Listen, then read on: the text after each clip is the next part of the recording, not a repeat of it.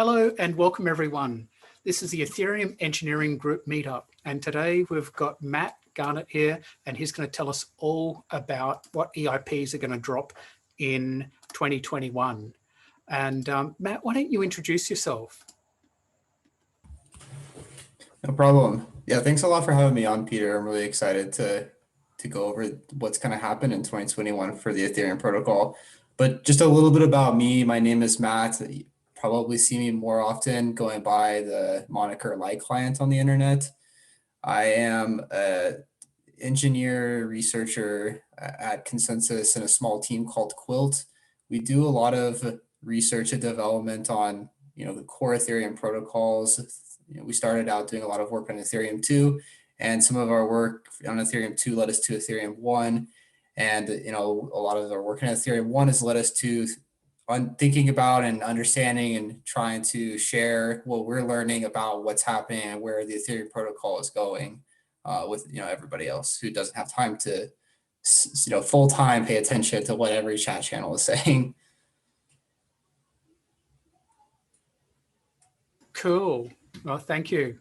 So I'm looking forward to the talk. So please share your slides and yeah, tell us. Sounds good. Please. All right.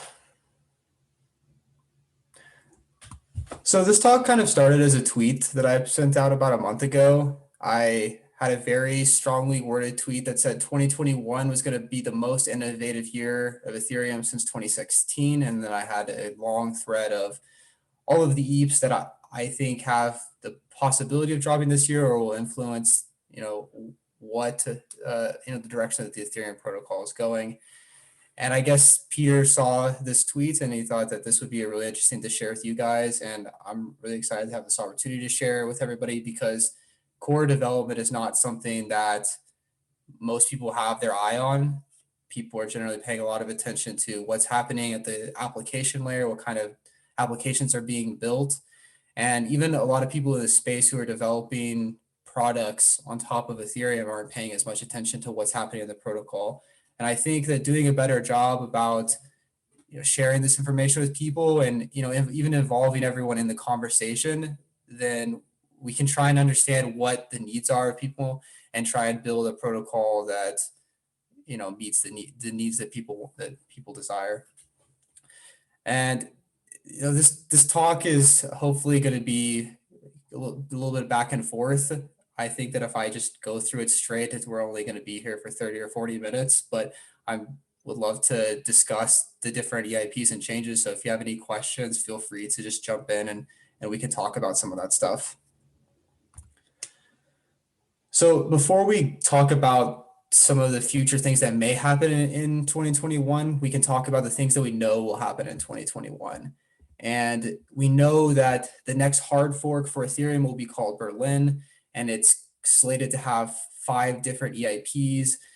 And we expect this hard fork to happen in the next 1 to 2 months. And I'll talk about a couple of these EIPs a little bit more in depth, specifically 2718 and 2315. But let me just give a quick summary of these EIPs that we will talk about more in depth later. So 2929 is kind of the core change that this hard fork is going to have, and it is a gas cost increase for opcodes that access state. So the S-load opcode is going to go from costing around 800 gas to costing about 2,100 gas. And the reason for this is that there's been a lot of simulations, and the developers believe that the cost, the actual computational cost of doing an S-load is not properly reflected in the current cost of it. And so they want to increase it. And one thing that they saw when they increased it, they did some simulations over the last few million blocks, and they saw that about 0.1% of transactions on mainnet would fail with this gas cost change. And generally, these core developers don't want to break things that already exists. There's kind of this unwritten code that says that if something is working on mainnet, that it should continue to work. And we can debate that for hours about whether or not this is a good thing. But this is kind of what we believe today. And so they wanted to introduce a way to unbreak those transactions that will be broken in 2929. And so 2930 is exactly what will unbreak the transactions. And to do that, they separate the way that you pay for S-loading data, and they allow a transaction to accept an access list, which in the access list, you'll say, okay, in this address, I want to access this specific state element. And whenever the transaction is, you calculate the cost of the transaction, part of the intrinsic cost, you have 21,000, that's the intrinsic cost of a transaction, and you add, I forget the exact parameter, but you add, around 2,000 per element in this access list. And then whenever you're actually executing the transaction, it only costs 100 gas. And because, the way that a lot of those contracts are written, they're passing only maybe a fixed amount of gas to a contract, and that's what's causing it to break. And so whenever it only costs 100 gas, this is less than it was before in the contract side. And so this allows these transactions to continue to work. But the really neat thing about 2930 is not just the reactionary introduction because of 2929. It's also forward thinking in that it allows the core developers to have a lot more flexibility in how much is charged for state access. In the next hard fork, they could again increase, and they would know that optional access lists will continue to, provide a method that people can submit transactions without having the contracts broken. So that's a really interesting EIP. And so those are two really important things that needed to happen to the Ethereum protocol. And so we'll talk a little bit more about 2718, but 2718 is kind of the method in which these optional access lists are understood in the protocol. We'll talk about simple subroutines later, and the last one is kind of just a housekeeping sort of EIP, the modular exponentiation precompile. The authors of the EIP found that it is actually overpriced for what was really happening in the computer hardware. And so what they did some simulations to come up with a better formula for actually calculating how much that precompile call would cost. So these are all the things that are slated for Berlin. We're kind of in the final testnet stages. I would expect this to happen in the next 1 to 2 months. Does anybody have any questions on those EIPs that we just discussed, a little more in detail? I have one. Yes. This access list is the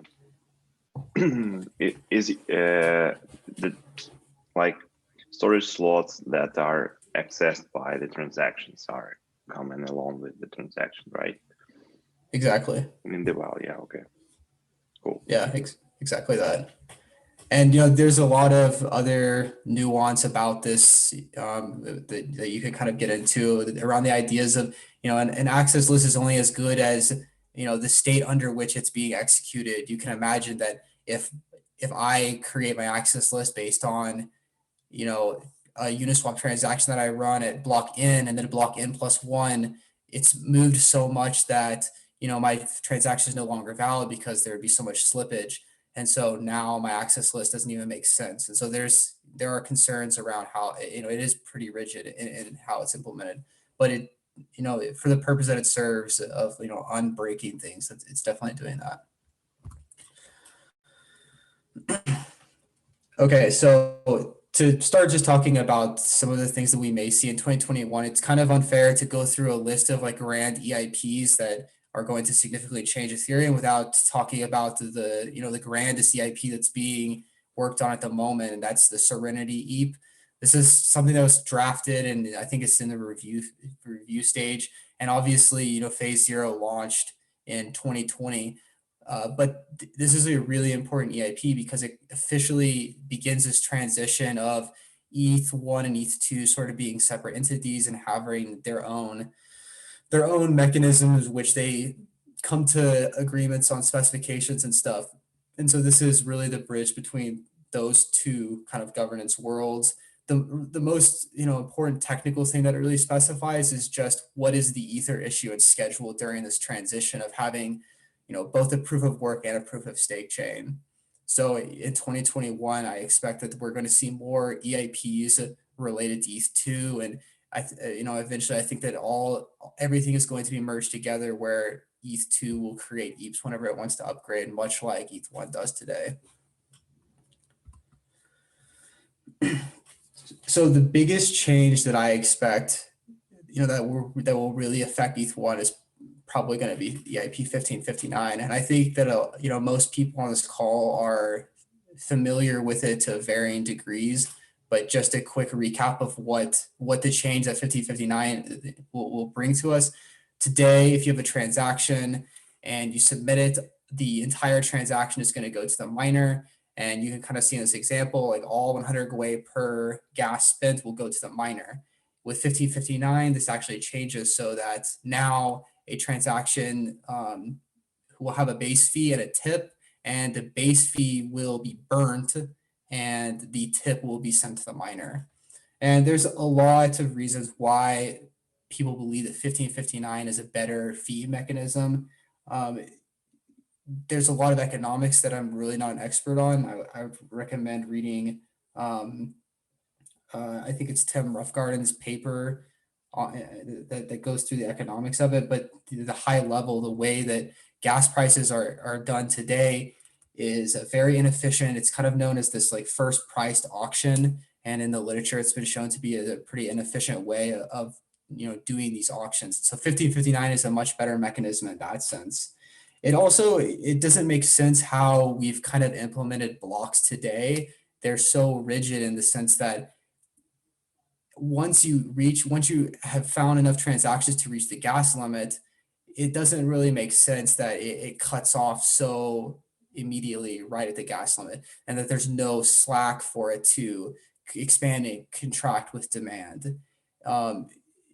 This just like the social construct, like just including another 110 bytes to submit an additional transaction, and some additional gas to include it, like whatever the computation is. It just makes a lot more sense to have a little bit of slack there to reduce these extreme spikes in demand, and this is what 1559 wants to tackle. And then the other thing is the base fee. The base fee is there to kind of help, adjust the cost dynamically with demand so that people aren't overpaying significantly just because they want to immediately see a transaction go through. And I mean, that's kind of what you see today. If you want your transaction to immediately go through, you might significantly overpay what the real market rate is. The base fee will hopefully alleviate some of that. 1559 isn't going to magically, increase the throughput of the chain, and most people, tend to believe, and I think that there's like pretty good analysis that 1559 isn't actually going to make it, interacting with Ethereum cheaper. Maybe on average it will, because it is going to smooth out some of these extreme spikes. But in general, 1559 is going to improve the ergonomics of Ethereum, but not necessarily, increase the throughput and any of the technical details around that. So do anybody have any questions on 1559?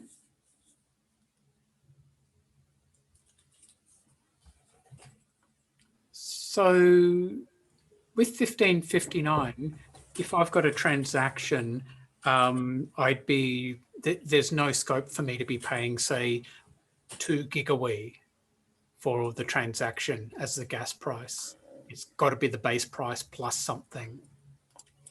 The base price is set to one. I forget exactly. I think it's like 1 nanowei, and I forget the exact conversion. But depending on demand, it would be possible to have a 1 or 2 GWei transaction. The base fee is going to move dynamically with demand, and so if we're seeing empty blocks consistently, the base fee will go down to approaching 0. At which point, like, all you would pay is your tip, and if the blocks are empty, the tip may be minuscule, if anything at all. Okay, yeah. So essentially, if we get to sub 100% blocks regularly, because that's all you need to do is get to about 80 or 90% full blocks, and then suddenly the bottom price is very, very low. Okay, and that would still exist. So if people slow down their usage, then the price will drop. Yeah. Okay. Yep. Cool. That also reminded me one interesting thing I thought about 1559. At least 1559 has gone through a lot of iterations, and the latest iteration, an interesting thing to note is that it actually doesn't have any mechanisms for moving the gas target, and the gas target is very similar to what we think of as a gas limit today, but it is exactly that. It's more of a target rather than a hard stop, because you do have this flexibility on having expanding and contracting the size. And the gas target in the original 1559 proposal was going to increase and decrease with demand, kind of similar to how the base fee does, but it eventually dropped through the iterations. And so today is the gas target will be malleable in the same way that the gas limit is today. And that's, miners can sort of decide what they want the gas limit to be and sort of move it in that direction, about 1% a block, I think. And I thought that was like an interesting thing, that the gas target is going to kind of remain around 12.5 million unless miners decide that they want to try and increase it. But the protocol will accept blocks now up to 2 times as large if there's enough demand, meaning that there's enough people willing to pay the base fee and the tips.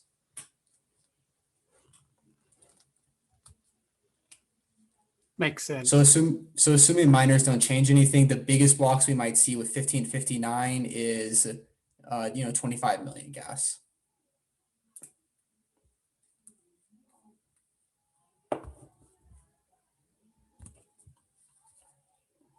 Okay, I said that we would talk a little bbit more about the 2718 type transaction envelope.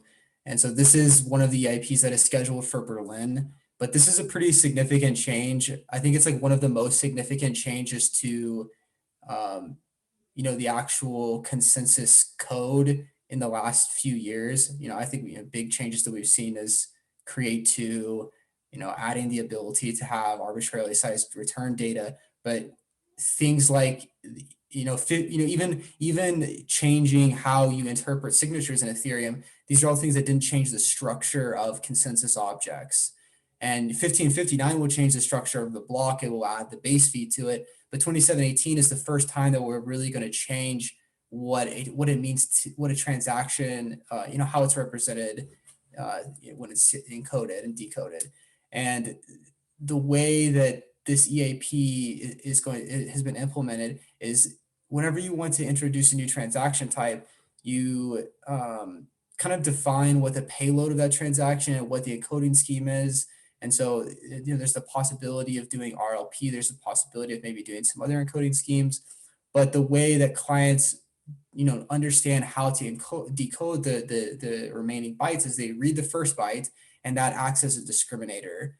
And so 2930 transactions will be a new type of transaction because they have this optional access list. And for clients to understand that they need to decode it in a different way than how legacy transactions are decoded, they will read that first byte. The discriminator will be, I think it's 1. And so if that first byte is 1, it will decode the remaining bytes, which are RLP encoded, and they will decode that into this access list transaction. And 1559 will do the same thing. It will probably be transaction type 2. And so clients will read that byte, and then they will decode the remaining RLP bytes into a 1559 transaction with the tip and the fee cap. And so this generally opens the door for innovation. I think there's been desire for different types of transactions in the past, but there wasn't a good mechanism to do it. And the reason I say that is because the way that you encode things in Ethereum, we use this encoding scheme called RLP, and RLP only has a few primitives. It kind of understands integers, it understands some bytes, it can understand hex strings, and it understands lists. And lists are kind of the core building block. There's not structures. You represent structures just as a list of elements. And if I wanted to decode a transaction, I would have to look to make sure that list had I forget, 9 elements or however many elements are in the transaction. And so you could have an overlap because you could have two types of transactions and they might have the same number of elements and you can't differentiate between the two. And so this has kind of made it difficult to introduce new things. And I think that's made people like less willing to introduce this stuff. And so now that we have this discriminator, this kind of opens the door for some cool stuff. And these are a few EIPs that were kind of either they specifically inspired 2718, like 2711 came first. And the author realized that, there's two things there. There was typing the transaction, and then there was like the actual functionality that they wanted. And so, they wanted to have transactions that could be paid for by other people. They wanted to have things that could expire. They wanted to batch multiple operations. And there's other ones too, like rich transactions. You could have a transaction type which allows you to submit some sort of script, just EVM bytecode that's executed in the context of an EOA. That would allow you to batch operations together and allow you to take the output of a transaction and use that to determine how to continue on. And these are things that are just not possible today with EOA accounts. And account abstraction is something similar. It allows you to abstractly define the validity of transactions. And there's other stuff that could be possible, but I think the cool thing with 2718 is that it at least opens the door for those things.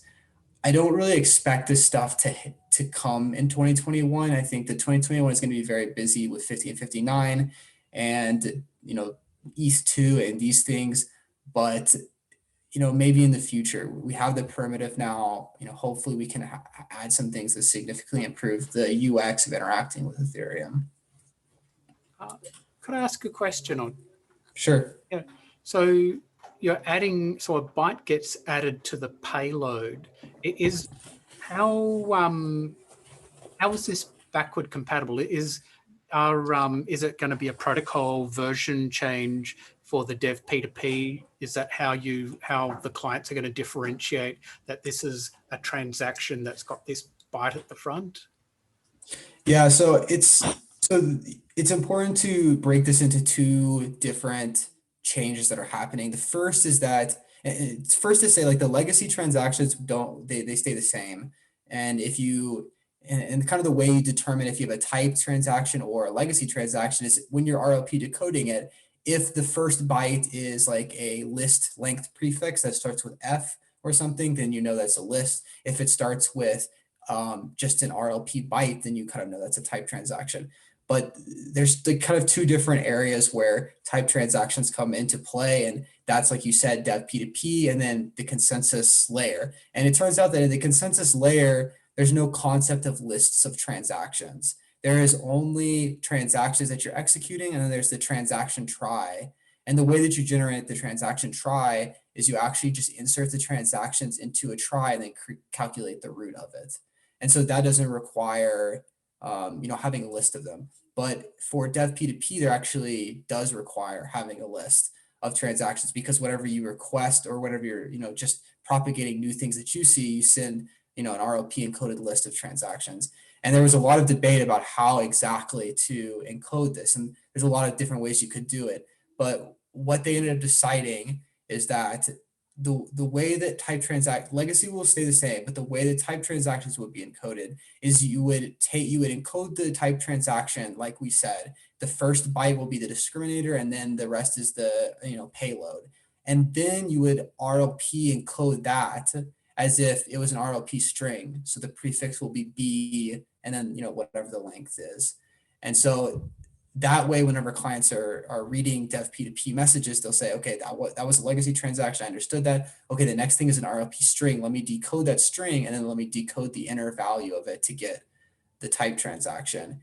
And the way that they're making that backwards compatible with other clients is they're kind of overloading the meaning of transaction in old dev P2P protocols. So even if you were on, say, ETH 63 or 62 or whatever, it's, whenever you decode a transaction, instead of, whatever was defined at that, in that ETH protocol, you will just use the latest, the newest understanding what a transaction is. And so you kind of just abstractly know that your message is a list of transactions, and then you use kind of the Berlin hard fork decoding of that list of transactions. Okay, that makes sense. Thanks. And so one of the complicated things about that is you run the risk when you kind of like overload that, you run the risk of you have upgraded your client, but your peer has not upgraded their client, and you propagate a new version of the transaction. And because there isn't a mechanism for understanding types of transactions, it just looks like garbled bytes to this old client, they might disconnect from you. And so it's really important that all of the clients, when we go to this Berlin transition, that they do not accept transactions that are of 2930 type until after the fork, because up until the fork it's fair game to continue being part of consensus and not have an updated client, but afterwards it's acceptable. And so that was like an interesting thing that I thought that client developers came to the agreement on.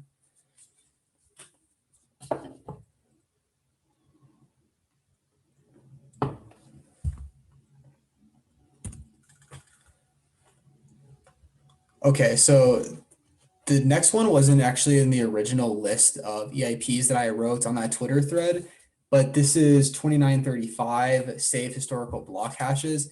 And over the past few weeks, I've been spending some time, I've been going to the Optimism live streams that they've had on Twitch, just kind of understanding a little bit more about how their code works, and just thinking more about some optimistic rollup things in general. And one interesting thing that I kind of came across is that the way that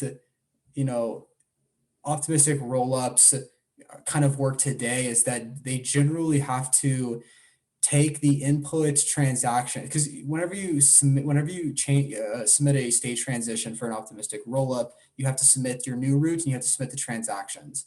And the way that most of them do it is they take those transactions from the call data, they bring it into memory, and then they try and create some sort of authentication for it.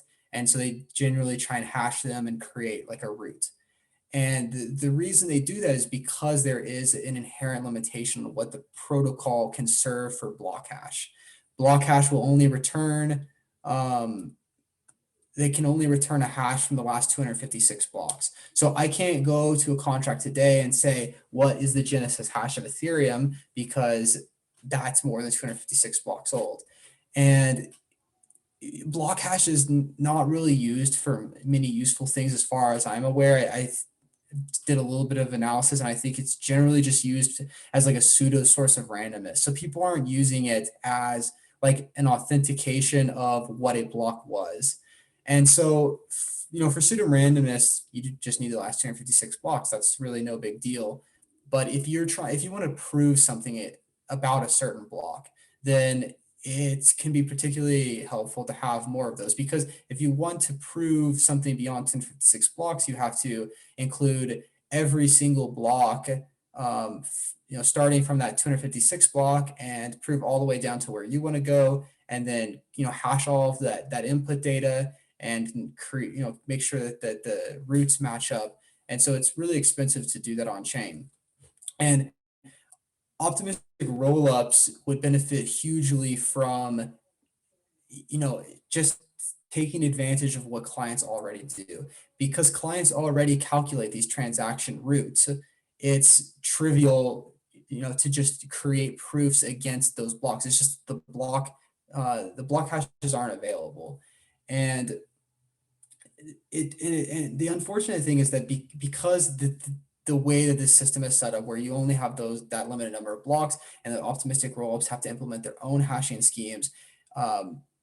There's a post a few weeks ago about the Optimism rollup, and they said that the cost of the Optimism transaction, the Optimism rollup, was around 27,000 gas, and that wasn't executing a fraud proof. That's 27,000 gas just to include the transaction on chain.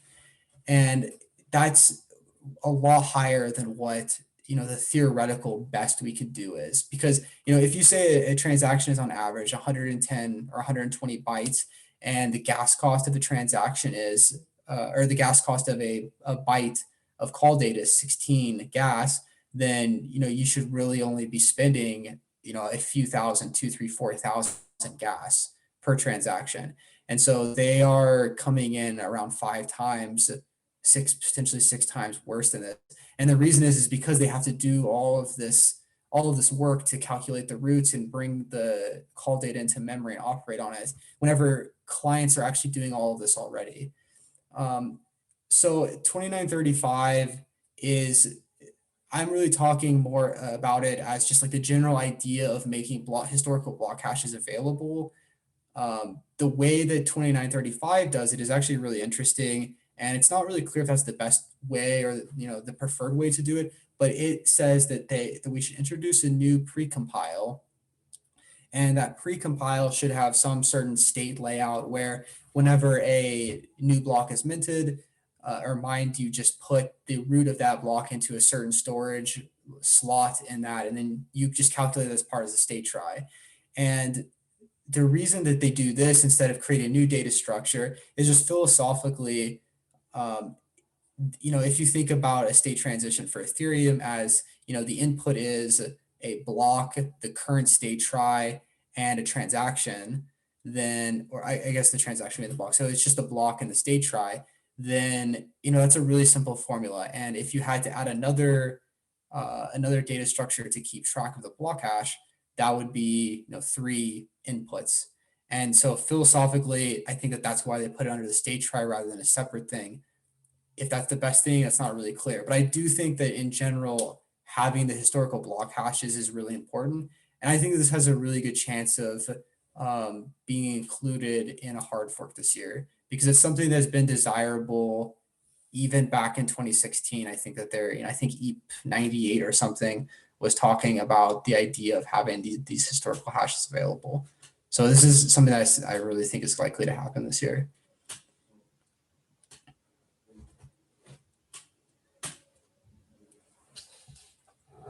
Does that make sense? Is there any questions about why that's useful?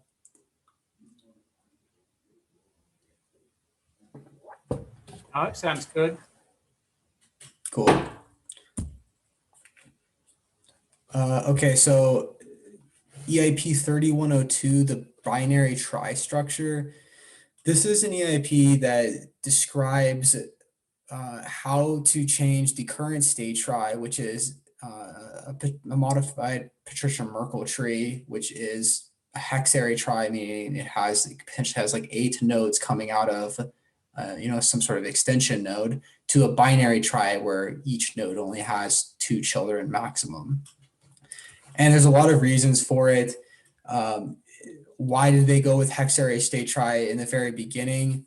I was doing some old GitHub issue spelunking, and I came across an interesting write-up that, the hexarray trie was originally chosen because it was believed that hashing was going to be a massive bottleneck in Ethereum, because there's going to be so many state trie nodes, and hashing is an expensive operation. And so hexarray tries are a bit more optimized for minimizing that hashing, because you do have 8 elements in there, and those are just concatenated and then hashed. But what people have found over the years is that hashing really is not the bottleneck. State access is greatly outweighs whatever bottleneck the hexarray trie, the hashing was introducing. And so if we're not even getting the benefit of minimizing hashing, that really removes the desire to have the hexarray trie. But there's more of a proactive reason to switch to the binary trie, and it supports much more efficient Merkle proofs. I think that there's several people on this call who have done a lot more research than I have into stateless Ethereum and why this is the case. But generally the numbers have shown that efficient Merkle proofs are generated out of binary, much more efficient Merkle proofs are generated out of binary tries. And as we move to integrate ETH1 and ETH2, we introduce these things like stateless Ethereum and maybe shard execution, Merkle proofs are very important. And so if we can reduce the size of them, that's huge. And for that reason, this EIP is almost definitely going to go in the next 12 to 18 months. I put it as like a last little thing that it resolves a long-standing frustration of developers. Hex retries are just less intuitive to reason about than a binary try, and that's not necessarily a reason to ever make a massive change to a protocol, but it's kind of just like the bonus point of a lot of other good things about this change.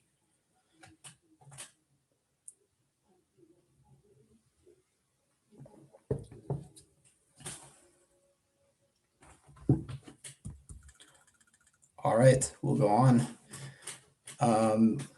We have an unnumbered EIP, the merge. I expect this will definitely have an EIP number this year. And the merge is kind of the name of this process where ETH1 begins to use the proof of stake consensus engine in ETH2 rather than the proof of work consensus engine. And I think that we have the kind of the leader of the merge effort on the call at the moment, Mikhail. So if there's any questions, I'm sure he can answer them much better than I can. But this is, a very exciting EIP. I definitely think that this change is going to come in the next 12 to 18 months. Because there's just so much desire to not have this fractured ecosystem. And, especially as the price of Ether significantly increases, there's even more pressure from, external sources to unlock validator funds.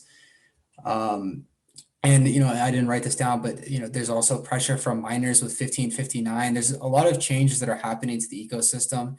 And it's, the faster that, we don't want to rush something, and we want to make sure that it's done the best way and it's the most secure that it can be. But there's a lot of pressure from a lot of different areas to, reorient Ethereum as one, distinct unit rather than two different kind of protocols.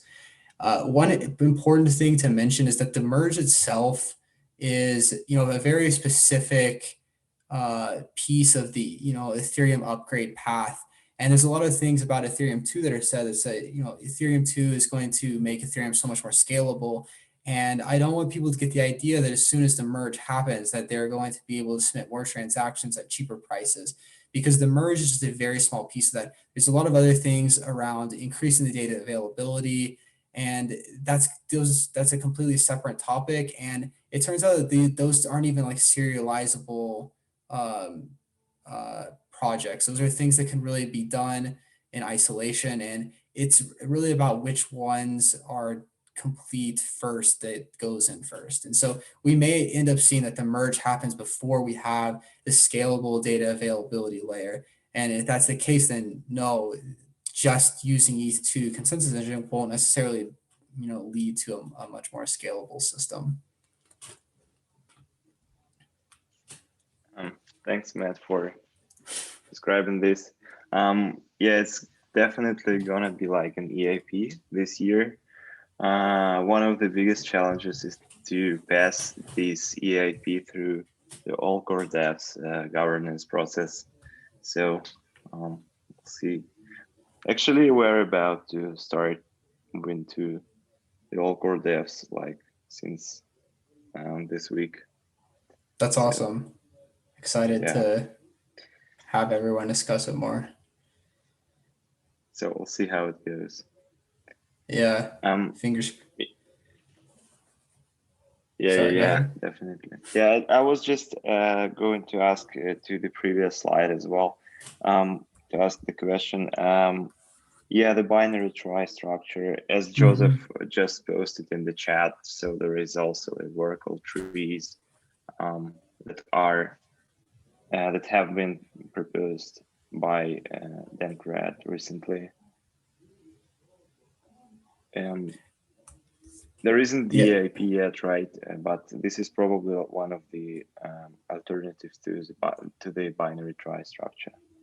That's true. Yeah, that's a good point. And that's something that's really flown under my radar lately. I am really apprehensive to imagine that, the core Ethereum protocol will, I don't know. I guess that it's really not that complicated of a system. I read some ETH research posts last year talking about, I think, kind of the idea of the vertical trie. And at that point, it seemed like, regenerating these things every block, because I assumed that it's using some sort of like polynomial commitment scheme that was still infeasible. But I don't know. I definitely think it's going towards where we want to go. I'm, just apprehensive that that's something that's going to be ready in the next couple of years. Yeah, from my understanding, the vertical tree just suggests to let's say we keep the same hexaretry structure, but we replace hashing with Kate commitments. So it will be not like you're rebuilding the whole thing per each block, like the huge. Okay. Yeah. So it will be sense. just replacing hashing, and the trie structure it can be the same. Anyway, if we replace Merkle Patricia trie as we have it today, it's a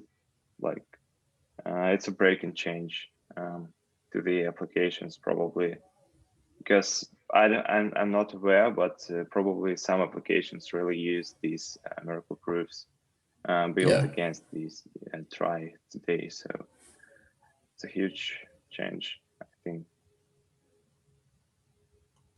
What are your thoughts on breaking changes related to the merge? I think, there's definitely going to be some things that will be different. Oh yeah, we will try to avoid as much as we can. But anyway, it's not possible to keep up with all the things that were proof of works related, like the block hash, which is used for randomness. Yeah, we can support both semantics of the block hash. That's gonna be the problem. One is the randomness, the other one is the verifying the block header. So yeah, the interesting thing is 1559 will also modify the block header. So breaking changes are definitely coming to Ethereum. I think that you guys are doing the right thing about looking to see who and how are things used and trying to understand the impacts and, avoid breaking things that are being used for very important applications and things that are being used by many people. Yeah, my intuition is that we should talk with the community more and see the feedback on these kind of things. Yeah. Well, thanks for that information about the vertical trees and bringing up Joseph's comment. And I'm going to have the chat open.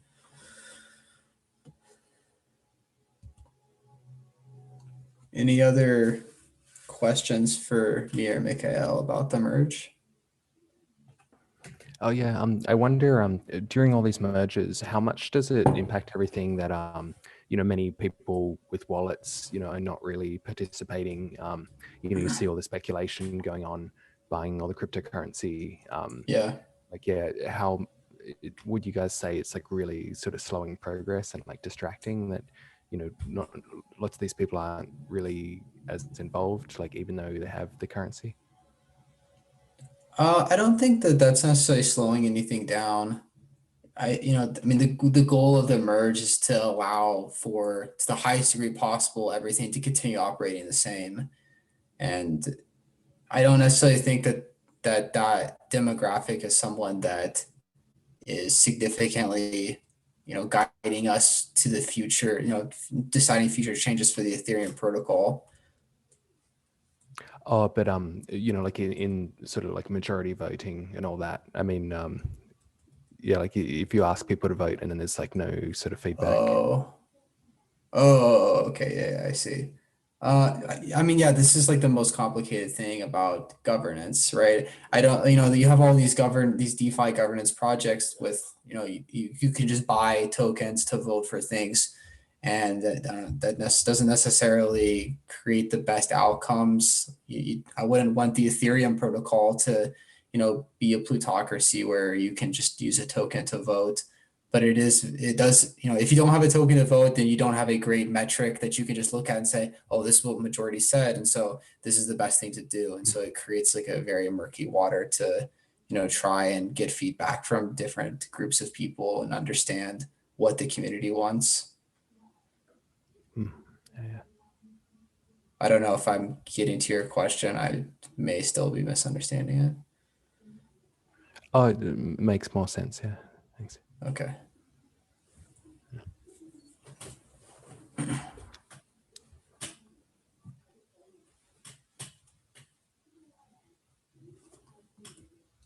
All right, we can move on if there's nothing else then. Let's see, we are doing pretty good on time. Okay, EIP 2315 is another one of those EIPs that we talked about at the very beginning that are going into the Berlin hard fork. And this EIP has actually been ready for quite some time. It's sort of been waiting for a hard fork to go into, and Berlin is the first hard fork in quite a while. And so obviously it's going to be included. What this EIP is going to give us, it's going to significantly improve how contracts are written, who need to, make lots of jumps between, internal functions. And a lot of times whenever you're implementing, or, if you're writing the Solidity, it gets implemented into a way where if it needs to return to a certain place in code, then you kind of have to juggle this on your execution stack. And it ends up being a bit messy and, it increases the complexity of the code and increases the cost of executing. And so this new stack that is introduced to actually track return addresses to where, whenever this return sub is called, it should actually go back to. And so these three opcodes are introduced. The jump sub is, whenever the jump sub is called, it looks at whatever the program counter is, it adds that to the subroutine stack, and then it jumps to, a begin sub label that starts executing the subroutine. And then when the subroutine is complete, it returns and, calls the return sub, and the return sub pops off the last, the top element of the subroutine stack, and, sets the program counter to that +1, and then continues executing. And obviously you can have nested subroutines and what have you, but this is just going to be a nice EIP to improve, how contracts are written and the handling of, internal functions within contracts and stuff.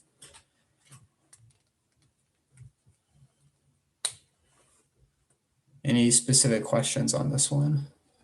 Not a question, but a comment that I think this will make code analysis of EVM bytecode much simpler for for code that's been compiled, say with a Solidity version that supports. Really? Yeah. Is that just because there's a lot of manipulation of the stack to get the return address back off usually? No, well, you'll know where functions are supposed to be. At the moment, it's a bit of a mess. Okay, yeah, that's true. Actually analyze the actual where code is and how it all fits together. But yeah, that's a good point. Simpler. Yeah, that is true. The interesting thing is, we'll have to see. I assume like the Solidity compiler will pretty quickly get on this.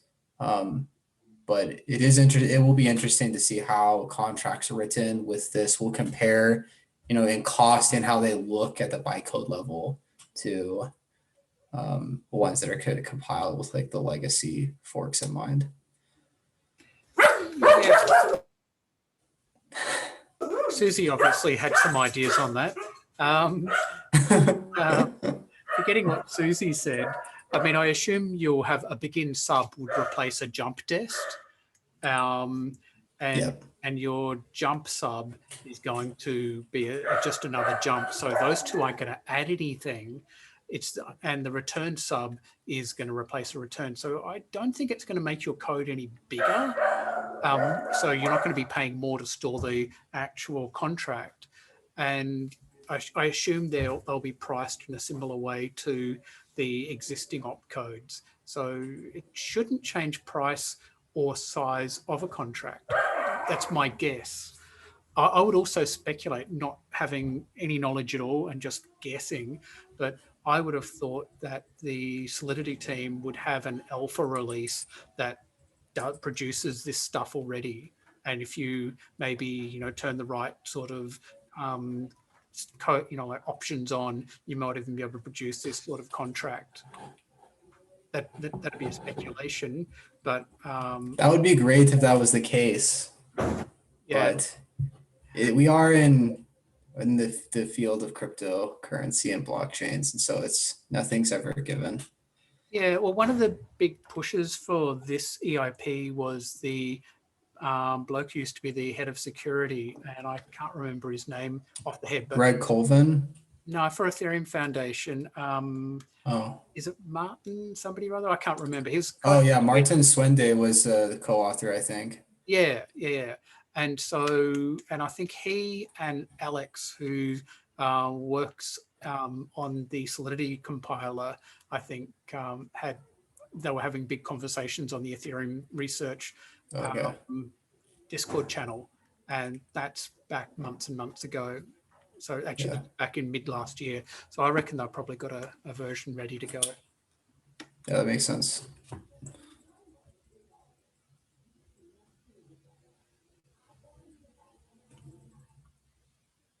All right, we can move on. I think we're getting pretty close, just probably a couple more EIPs.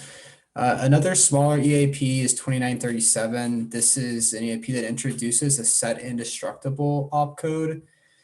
This is, basically just creates a new context variable within your frame of execution that says if self-destruct is called, do not allow it to destruct the contract, just accept the gas for self-destruct or whatever and treat it as sort of as a no op.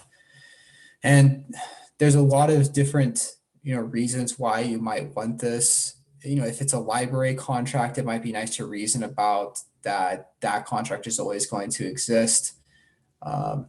You can kind of do this today by statically analyzing. You can do this today by statically analyzing, but it requires going through the contract, looking to see, is there a self-destruct opcode? Is it possible to run does it delegate call into something that might self-destruct? So there is a little bit more work that needs to be done to actually do it. Whereas what was envisioned with this EIP is that this opcode would be the first byte of the contract. And so you could in constant time determine if a contract is indestructible or not. And the real origin of this EIP was a lot of work that went into account abstraction. And without going into too much detail, account abstraction allows you to programmatically define if a transaction is valid. And a major issue with account abstraction that needed to be solved was how can you deal with the chain reaction of validity requirements collapsing. And so you can imagine that your transaction relies on 100 different things that exist in Ethereum, and the 101 thing that it depends on is like the existence of a contract. And so now all of a sudden that contract disappears and all of your entire chain of dependencies fall through and your transaction becomes invalid. And then maybe as a byproduct, a couple hundred other transactions become invalid. And that would create some sort of denial of service vector for clients, because they could never know how much computation it's going to take to actually validate this account abstraction transaction and put it into the chain. And what set indestructible allowed you to do is actually reason about, is this contract always going to exist? And if it's always going to exist, then we know that we can depend on it. Maybe we can't depend on like some certain state element within it, but at least we know that it's going to always exist. And so that was the origin. It kind of split out from account abstraction because the authors believe that there is some value in being able to reason about in constant time if a contract will always exist. And this is something that we might see in 2021. It's just a little bit lower priority than some of the other stuff we've talked about, but it is an interesting little leap that could allow for some interesting use cases.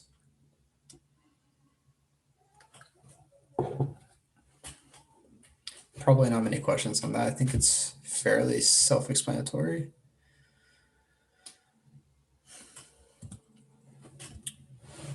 Okay, 3074 is not one of the EIPs that I discussed in my original Twitter thread, but I did talk a little bit about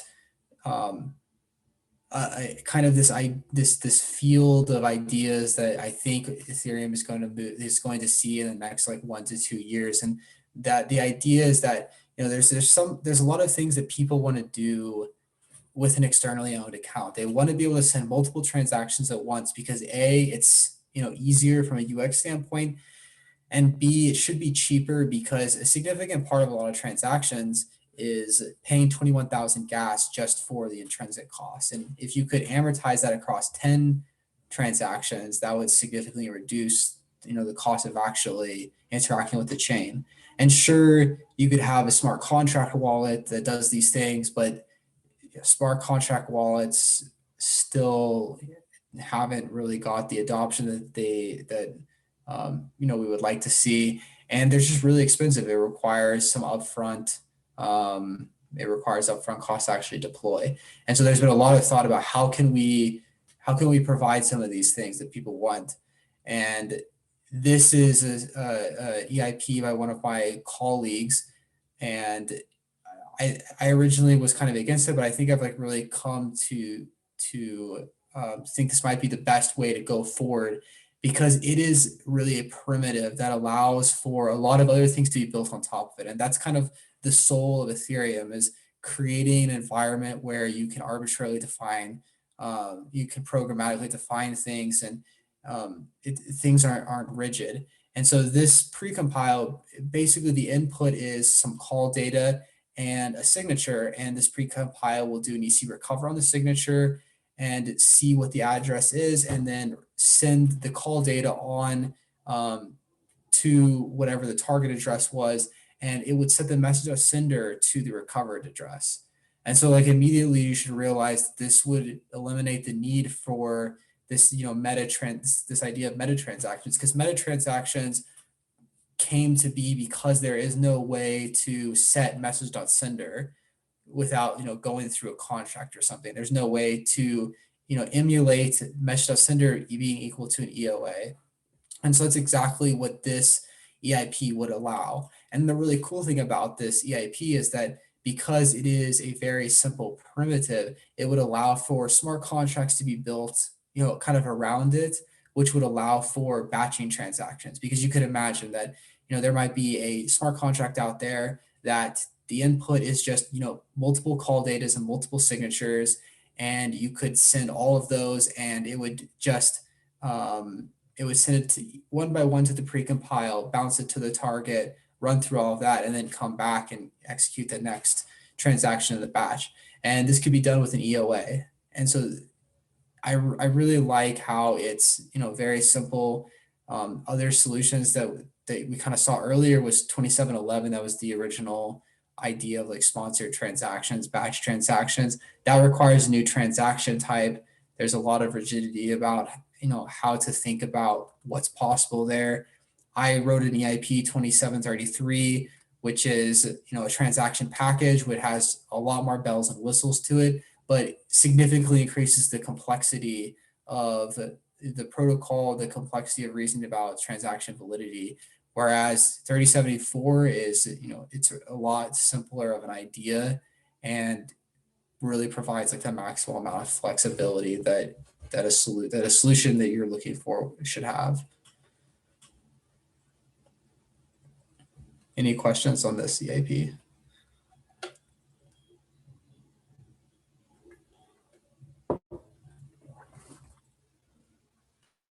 So when given the title, is it really trying to aim at someone else is paying for a transaction? Is that sort of what the intent is? That that was really the original intent, because there is no mechanism in the protocol to pay for a transaction for someone else. And so that was kind of the original intent. But we had a lot of discussions because I had authored this EIP that I thought was superior because it had batching and all of these things. And then through time we really realized that having the primitive in the EVM would allow for you to build all those mechanisms around it. Sure. So if I'll say back to you how I think it works, and you're going to tell me I'm wrong, I'm sure. But so Okay. I create a transaction, and inside it, I have data which is showing that I want the transaction to look like it's come from Sandra. And so then I fire it at, I then fire it at this precompile, and then it'll make it look like it's coming from Sandra. Is that the idea? That's the idea, with the caveat that Sandra had to sign it, like the inner transaction that you're submitting. Okay, yeah. So there's no way of me just faking that, Yeah, exactly. I get Sandra to send me $1 million or something. Yeah. All right. That makes Yeah. sense. Okay. The really strange caveat to this, though, is that as it's written, there is no replay protection.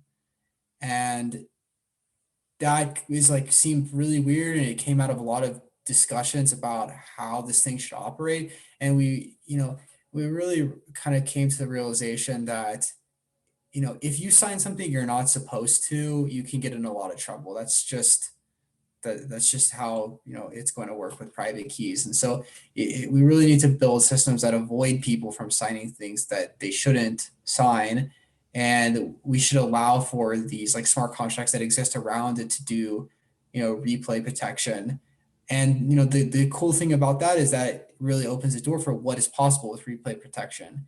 Today, all you have to serialize your transactions. The nonces have to be sequential, but because this is we've abstracted that away, it might be possible for you to have a hash-based replay protection where the transactions are non-sequential, and all you're doing is checking if the hash of the transaction has existed before.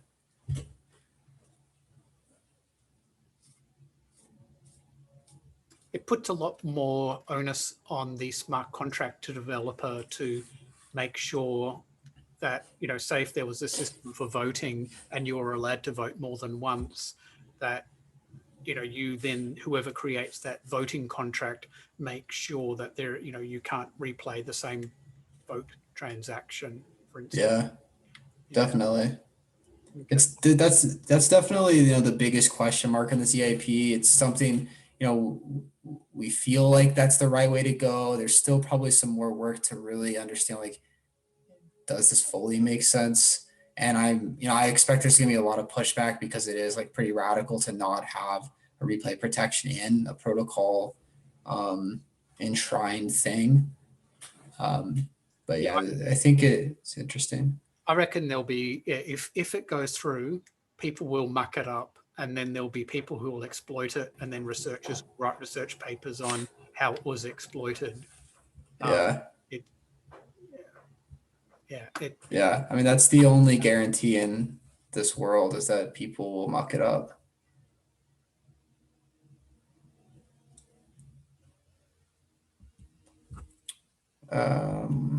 Okay, I have 2 more EIPs. I know that I'm probably gone quite a bit, but let's just go through these last 2. They're pretty interesting ones. So EVM 384, this has not been formally drafted as an EIP, but it will likely be formally drafted. And I think it's one of the most interesting changes that's coming to Ethereum. And I really think there's a high likelihood, because it allows such a powerful new way of writing contracts, and it really reduces the burden on core developers.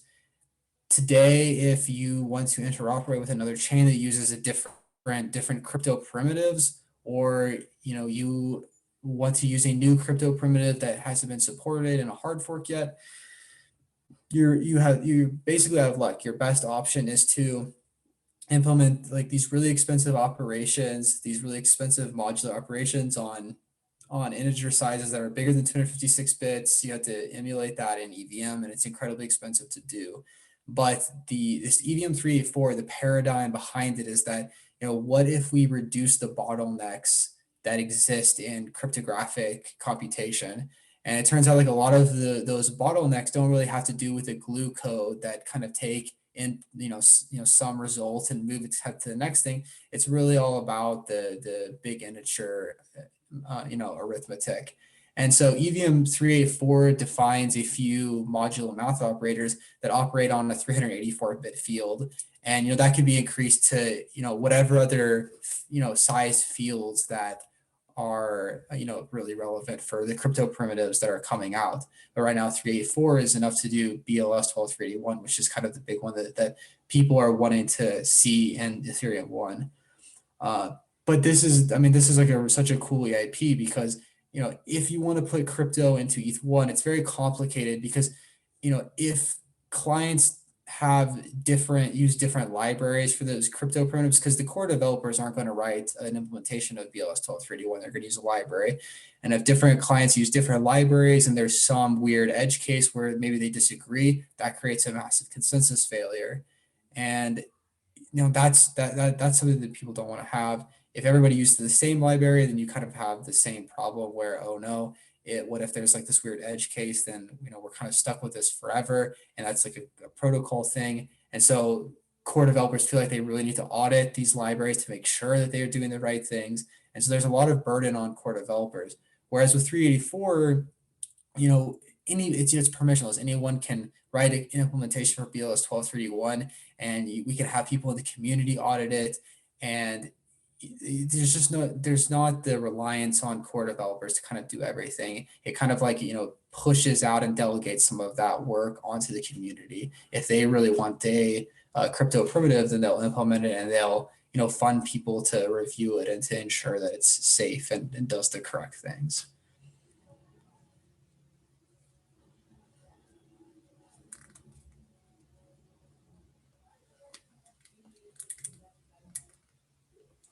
And one thing about this EVM 384, if we have like a BLS implementation based on these subcodes, right, we will have to pass it through the audit procedure as well, right? So to be sure that it's written correctly. Yeah. So probably, it makes sense to use one single library, I don't know, which is audited and use it across the clients. Yeah, my preference for BLS is to, have it implemented natively. I think that BLS is a special primitive because it is, part of the Ethereum family now with ETH2, and I don't see any reason to not support it natively. I don't think that means that we shouldn't do EVM 384. I think there's still a lot of benefit of having those modular math operators to support other crypto primitives. But yeah, I think I'm a proponent of 2537.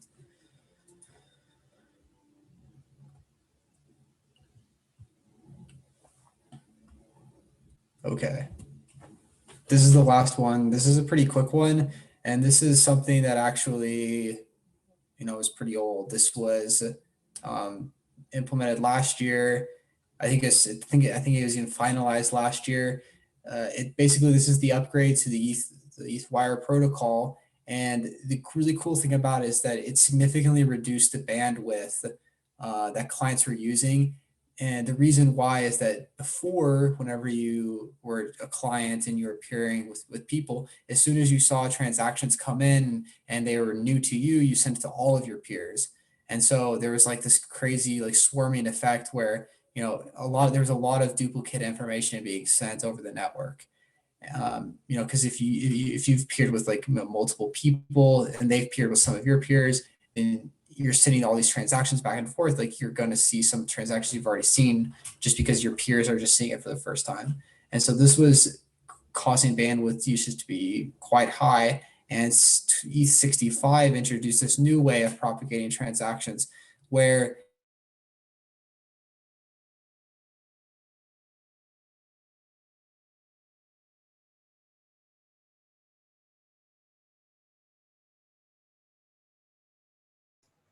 Is it me or is Matt's stopped?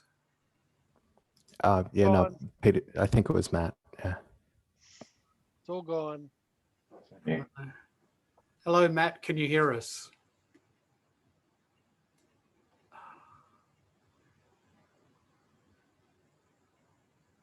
That's not good. I guess he said this was the last slide, didn't he? He did. He did. I'll fire him a Slack message. See if I can get him. Oh, ooh, I think Matt's off the call. Yeah, I will quickly fire a message at him.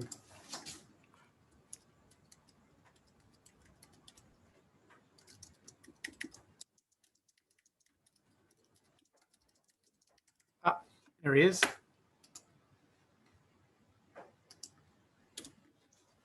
I really didn't expect to talk that long, and I think my computer actually just died.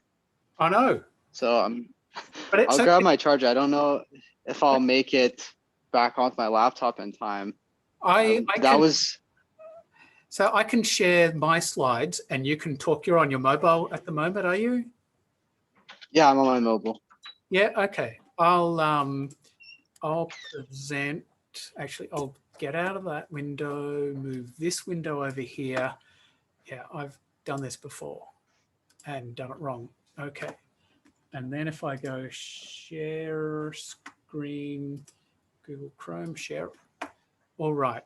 So we're right at the start, and then I'm going to go into this window and I'm going to move forward really quickly. All right.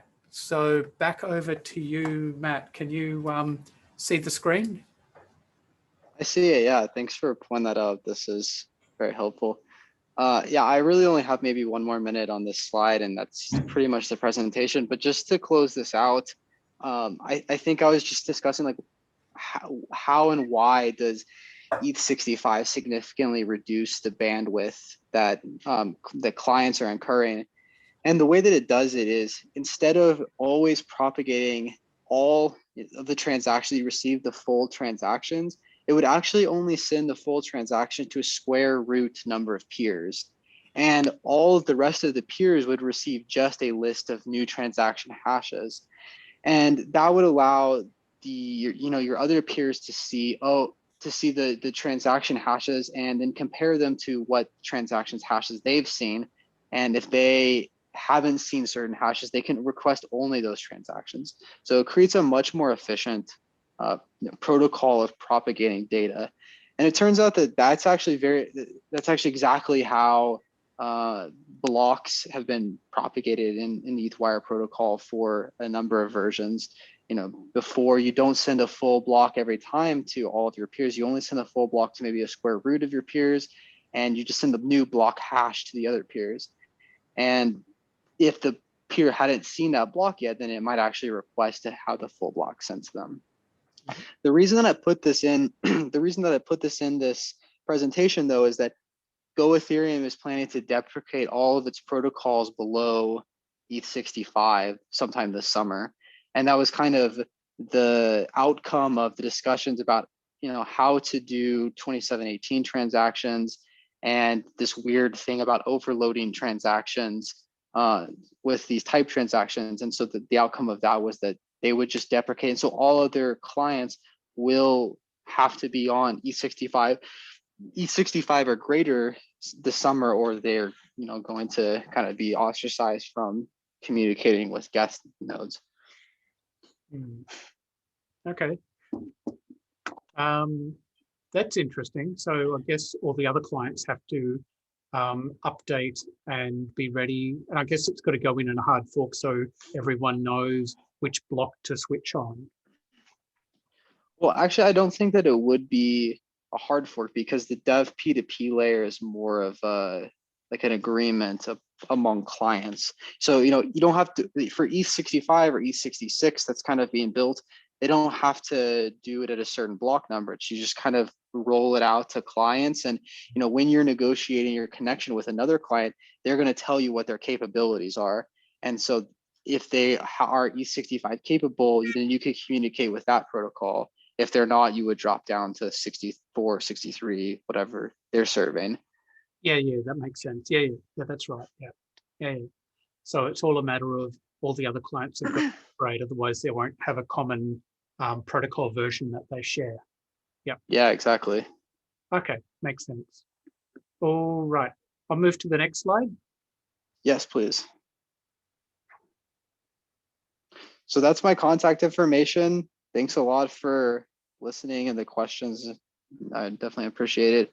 I'm always available on Twitter @LikeClients, or feel free to email me. That's my email if you have any other questions or comments about this stuff. I'm also happy to stay on for the rest of this time and just discuss or talk about anything related to the topics here, or anything else in people's minds. Sure, thanks.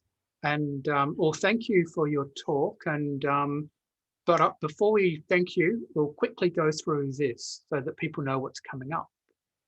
So on March the 3rd, you can find out about Scale, which is a layer 2 scaling solution. And Konstantin Clado is going to get up early in his time zone in the Ukraine, but it'll be 5:30 p.m. in Brisbane, Australia. And Matt, if you're going to be on that one, it's going to be midnight or something.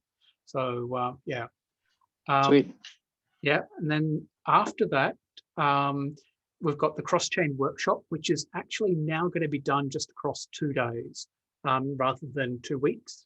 And I am in the midst of putting the agenda together, or actually publishing the agenda. So the program committee have worked out the agenda, and we have got researchers from all over the world, and also applications people from all over the world who are going to be presenting at that. And it's going to be awesome. So if you're interested in cross-chain, then this is definitely going to be the place to be. It is free, and you can go to Eventbrite to get tickets. But if you go to that URL, you'll have the latest information. Then 2 weeks after that, so on the 17th, Mikhail is going to tell us all about the ETH1, ETH2 merge and how it all is. And I still haven't got before or after sharding removed, which we agreed I would because that sounds too sensational. But it's going to be a sensational talk, so it's going to be awesome. And so that's in March 17th. And then I haven't got a talk for the 31st yet, but on the 14th,